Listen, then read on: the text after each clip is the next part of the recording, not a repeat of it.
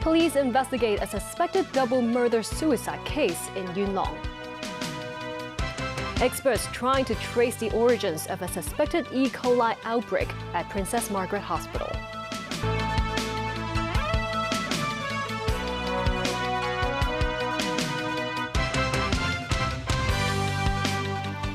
Good evening and thank you for joining us. A family tragedy unfolded in Yuen Long, claiming the lives of 3 men spanning 3 generations of the same household. The grandfather and his son were found dead last night in the grandpa's house. The grandson later fell from a height at a nearby housing estate after he reported a death to the police. The suspected double murder-suicide case first came to light in this village house at Chung Hing New Village, Yuen Long. The house bears a sign that reads Kwok Ki Restaurant. Police cordoned off the scene. At about 8 p.m. on Tuesday, police received a report about 2 men lying unconscious inside the house. Both were later certified dead at the scene. Police said the pair were father and son, 93 years old and 69 years old respectively. Both were discovered in the kitchen, having bled profusely with multiple cuts on the face, neck and back. A pair of scissors and a fruit knife found to be stained with blood. About 5 minutes after the report about the 2 men, police received another call about a 19-year-old man falling from a height at Long Ping Estate about 600 meters away from the family home. The young man died.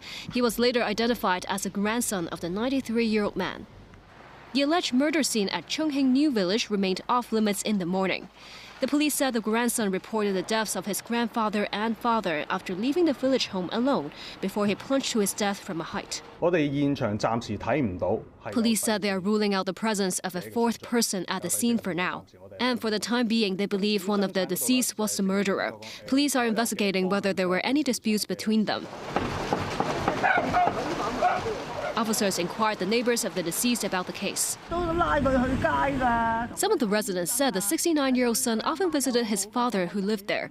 He also treated his mother well. The neighbor said she praised the grandson for having taken care of his grandfather when the latter was discharged from the hospital last month.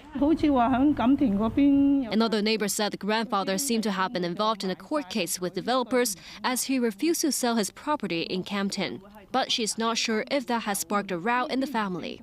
Reportedly, the 3 deceased men lived separately. A cancer specialist died last Friday after being infected with Shiga toxin-producing E. coli in a suspected outbreak at Princess Margaret Hospital. Authorities are still tracing the source of the infection. Some infectious disease specialists said it's too early to tell whether the death and that type of E. coli were connected. Timothy Lee tells us more. Shiga toxin-producing E. coli is commonly found in the guts of humans and warm-blooded animals. It is highly resistant to acid, making it especially hard to kill via stomach acid. Once infected, patients could suffer from symptoms ranging from high fever to bloody diarrhea. Among the 3 affected cancer specialists at Princess Margaret Hospital, only 1 tested positive for the Shiga toxin-producing E. coli. The other 2, including the deceased, showed negative results. Professor Yoon Kwok-young, a microbiologist from HKU School of Clinical Medicine, who was involved in the investigation, said the latter 2 doctors may have taken antibiotics prior to being tested.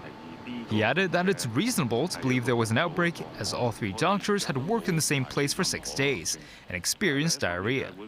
Yoon said there are reasons to suspect the cases belong to a cluster, but they will not rule out any other possibility, such as another kind of infection or immune system disorders. He said patients should avoid antibiotics when infected with Shiga toxin-producing E. coli, and stressed the antibacterial agent could worsen their condition. This as the deceased doctor was provided with antibiotics to treat his symptoms prior to his death. However, the HKU microbiologist believes he could have been infected at the later stage and emphasized the initial treatment was appropriate.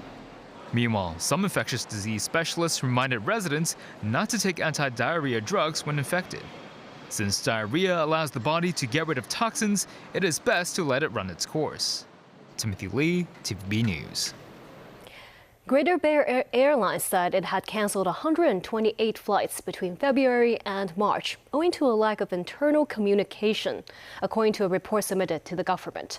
Authorities required the airline to submit a monthly report to the Air Transport Licensing Authority at designated times. Around 5,500 passengers were affected by the mass cancellations. Greater Bay Airlines initially explained the flights were axed because of a delay in deliveries of new purchased aircraft, but has now provided an alternative explanation in its report to the government. The carrier said it already contacted affected passengers and offered refunds or replacement flights. Canada, Mexico and the European Union have condemned U.S. President Donald Trump's global imposition of 25% tariffs on all steel and aluminium imports, which will take effect on March 12. Danny Zhou tells us more. With a still looming U.S. tariff threat on steel and aluminium, Canada's premiers arrived in Washington, D.C. to fight back against a widening trade war. They are seeking to convince U.S. politicians that the tariffs will be detrimental to both of their economies. Canadian Prime Minister Justin Trudeau, who is attending the AI Global Summit in Paris, condemned the tariffs as entirely unjustified, pledging his administration would stand up for Canadian workers and industries. We will be working with the American administration over the coming weeks to highlight the negative impacts on Americans and Canadians of these unacceptable tariffs. But we'll also be working with our international partners and friends. And if it comes to that, our response, of course, will be firm and clear. Mexico, which has a deficit with America in steel and aluminium trade, also pushed back. Mexican Economy Minister Marcelo Ebrard said at a press conference that the United States earns more from its trade with Mexico. He added his country represented 52% of U.S.'s global exports at the end of 2024.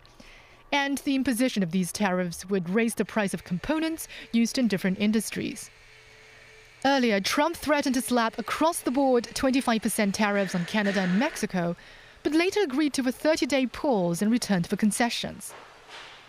It is reported that his fresh levies on steel and aluminium will be stacked on top of other duties on goods from the two countries, adding up to as high as 50%.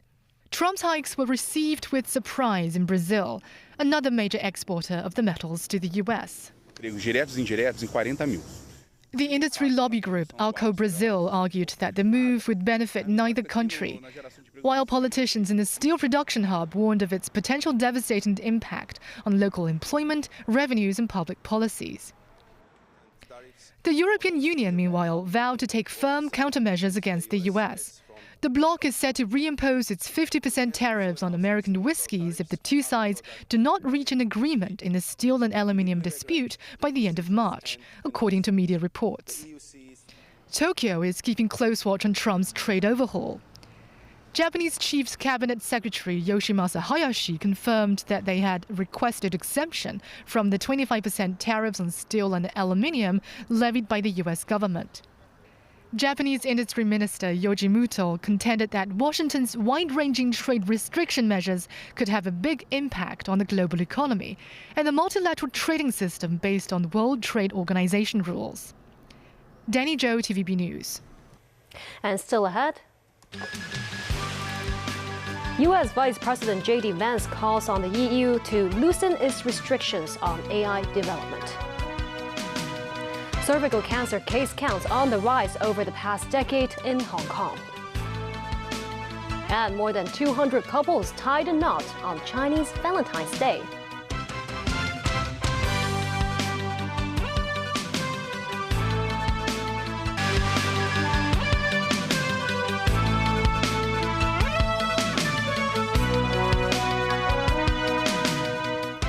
Welcome back. U.S. Vice President J.D. Vance has urged the European Union to greatly loosen its restrictions on artificial intelligence development, saying it is strangling the technology. He made the comments at the AI Action Summit in Paris. Nasvi Karim has more. Global leaders arrived in Paris for the summit on inclusive and sustainable artificial intelligence, hoping to forge a clear path forward for the future of AI. Instead, they're left still unsure of where the technology is headed. The United States, represented by Vice President J.D. Vance, wants to maintain global dominance, telling Europeans to unshackle their massive regulations. The Europeans want to cut bureaucracy, but also want to make sure the technology is safe. While China, through the likes of DeepSeek and its open source coding, is also looking to become a leader in AI development. This administration will ensure that American AI technology continues to be the gold standard worldwide, and we are the partner of choice for others. Number two, we believe that excessive regulation of the AI sector could kill a transformative industry just as it's taking off. Number three, we feel very strongly that AI must remain free from ideological bias, and that American AI will not be co-opted into a tool for authoritarian censorship. The US and the United Kingdom declined to endorse the final declaration, which was signed by around 60 countries, including China. A spokesperson for British Prime Minister Keir Starmer said Britain was not following the US, but taking into consideration its own national interests. European Commission President Ursula von der Leyen announced 200 billion euros in public and private AI investment in Europe. French President Emmanuel Macron, co-organizer of the summit alongside Indian Prime Minister Narendra Modi, touted newly announced investments in France worth 109 billion euros over the next 5 years. China was represented by President Xi Jinping's special representative Zhang Guoqing, who is also one of the country's vice premiers. Zhang said Beijing is willing to work with other countries to promote development, safeguard security and share achievements in the field of AI. Nazri Karim, TVB News. Vance met European Commission President Ursula von der Leyen and Indian Prime Minister Narendra Modi on the sidelines of the AI summit. Von der Leyen and Vance met for the first time since the Trump administration took charge. The U.S. Vice President had earlier warned global leaders and tech industry executives that excessive regulation could cripple the growth of AI. Von der Leyen had described the European approach to AI as cooperative and collaborative. Vance also met Modi, who is scheduled to travel to the U.S. to meet President Donald Trump. The Indian leader said on social media that the visit would cement U.S.-Indian friendship and boost ties in various sectors. He said the talks with Vance would cover some of that ground. Cervical cancer case counts have been on the rise over the past 10 years. A concerning trend, too, with more young people now being afflicted with the disease. HPV Prevention Alliance cited statistics from the Hong Kong Cancer Registry that the city saw nearly 600 newly diagnosed cervical cancer cases in 2021. That has marked a more than 30% jump over the past decade. In 2022, 167 people died from cervical cancer, making it the 9th deadliest cancer for women in Hong Kong. The group urged people to undergo regular screenings and receive vaccination against human papillomavirus, or HPV, which has proven to significantly cut the risks of cancer. Lanterns are set to illuminate the Tsim Sha Tsui harbourfront tonight. Even before nightfall at around 6 p.m., some tourists and locals already reached the vicinity of the cultural center in Tsim Sha Tsui. The lanterns feature various designs, including giant pandas, koi fish, and peacocks, as well as a massive 6-meter-tall palace display. The Lantern Festival is said to have originated during the Han Dynasty with a history of over 2,000 years. It falls on the 15th day of the first lunar month, marking the first full moon of the year. In ancient times, curfews were imposed after dark, with such restrictions lifted during the Lantern Festival. The Lantern Festival is also known as Chinese Valentine's Day, which brings lovers together. In Hong Kong, 223 couples registered to marry on this special day. Take a look. A union of hearts and a promise of forever. This is a very special day, and we hope that it can symbolize our love and the true and the trust between us. And we really hope that our love can last forever. On this year's Lantern Festival, love is in the air, so is some soft drizzle. 23 pairs of brides and grooms tied a knot on Chinese Valentine's Day at the newly opened Immigration Department headquarters in Chenghuanou. It's our Valentine's Day, yeah, so it's double meaning for us. And getting married on Chinese Valentine's Day, it's wonderful. Well, it adds a special feeling to this special day, yeah, and I think it's something that we'll remember forever. The headquarters also showcases an exhibition curating Hong Kong's history of matrimonial traditions. The Wedding Stories in Archives exhibition takes the audience on a journey to revisit the development of Hong Kong's marriage customs and ceremonies and unveil the lesser-known stories about weddings here in Hong Kong. The Immigration Department arranged performances marrying both Chinese and Western instruments to celebrate the joyous occasion and the new chapter of life for the newlyweds. A new beginning of promise, growth, and continuing love for the rest of their life, this groom said. A total of 223 couples registered to marry on Lantern Festival, down 10% year-on-year. But among them, 127 pairs tied a knot at the marriage registry, marking a 6-year high. Meanwhile, 184 couples have registered to marry on February 14th, the Western Valentine's Day. The figure is 30% higher than last year. And that's the news. Thank you for watching.